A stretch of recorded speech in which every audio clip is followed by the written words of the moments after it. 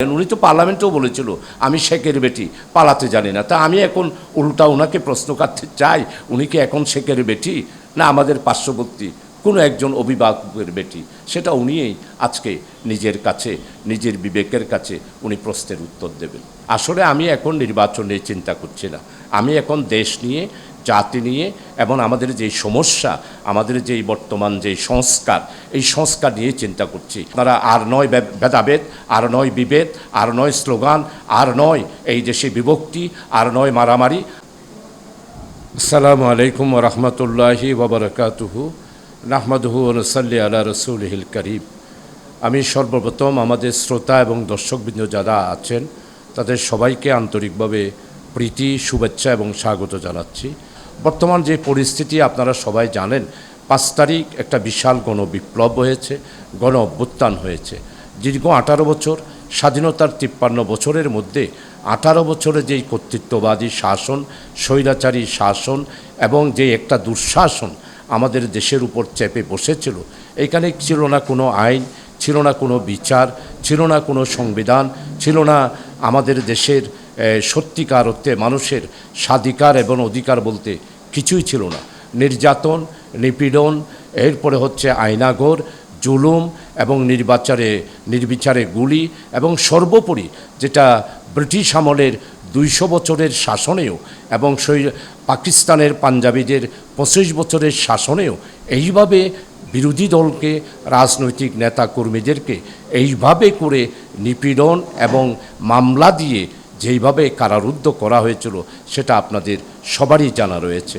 এই জন্য আজকে আজাদির মাধ্যমে আমি বলবো, বিশেষ করে আমরা এখন সমস্ত জাতি ঐক্যবদ্ধ, একটা ইন্টেরিয়াম গভর্নমেন্ট হয়েছে। আমি আজকে আমাদের বৈষম্য বিরোধী ছাত্র আন্দোলনে যারা এই স্বাধিকারের জন্য, বিশেষ করে কোটা সংস্কারের জন্য আন্দোলন করতে গিয়ে যারা প্রাণ দিয়েছে, যারা শহীদ হয়েছে, আমি তাদেরকে শ্রদ্ধাভরে স্মরণ করছি।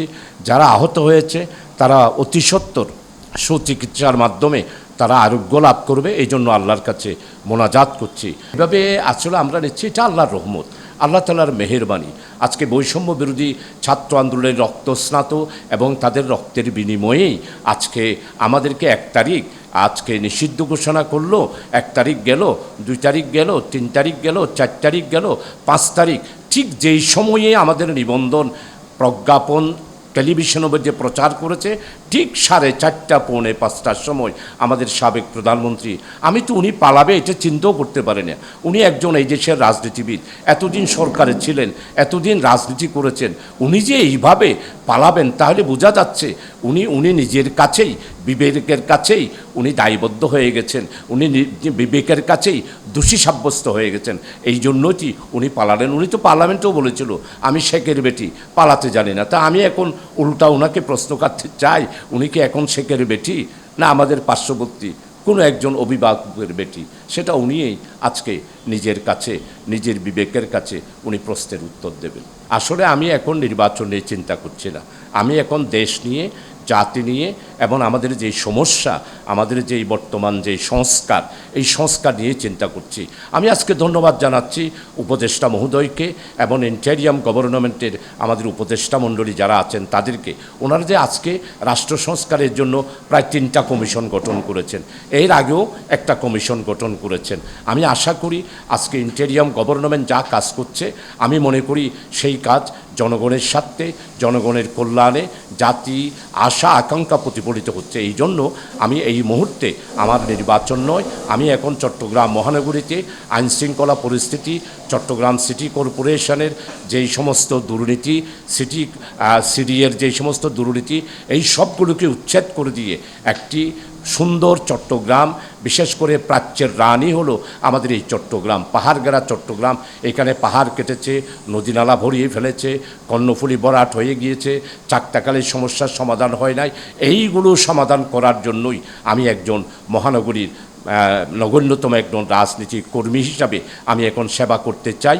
এখন আমি নির্বাচনের কোনো বিষয়ে চিন্তা করছি না। যে আমি আমাদের জামায়াত ইসলামীর সর্বস্তরের নেতাকর্মী, আর বিশেষ করে আমাদের চট্টলার সর্বস্তরের, আমাদের দক্ষিণ জেলা, উত্তর জেলা, মহানগরী বিশেষ করে মহানগরীর 82 লক্ষ আমাদের শহরবাসী যারা আছে তাদের কাছে আমাদের আবেদন থাকবে, আসুন আমরা আমাদের ইন্টেরিয়াম গভর্নমেন্টকে অর্থাৎ অন্তর্বর্তীকালীন সরকারকে সর্বাত্মকভাবে আমি সহযোগিতা করার অনুরোধ করব। 2 নম্বর, আইন আপনারা কেউ নিজের হাতে তুলে দেবেন না, আমরা কেউ আইনের ঊর্ধ্বে নয়।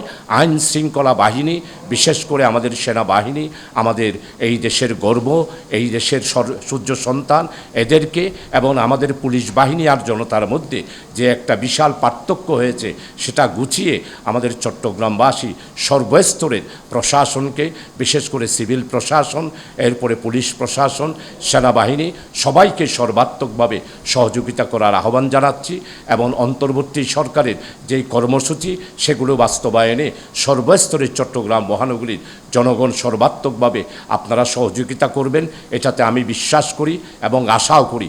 আপনাদের সবার কাছে হাত জোর করে আবেদন জানাবো, আপনারা আর নয় ভেদাভেদ, আর নয় বিভেদ, আর নয় স্লোগান, আর নয় এই দেশে বিভক্তি, আর নয় মারামারি। আসুন আমরা চট্টগ্রাম শহর সহ সারা বাংলাদেশকে সুন্দরতম সমৃদ্ধির একটি বাংলাদেশ গড়ার জন্য সর্বাত্মকভাবে আপনারা প্রশাসনকে, ইন্টেরিয়াম গভর্নরকে সহযোগিতা করার আহ্বান জানাচ্ছি।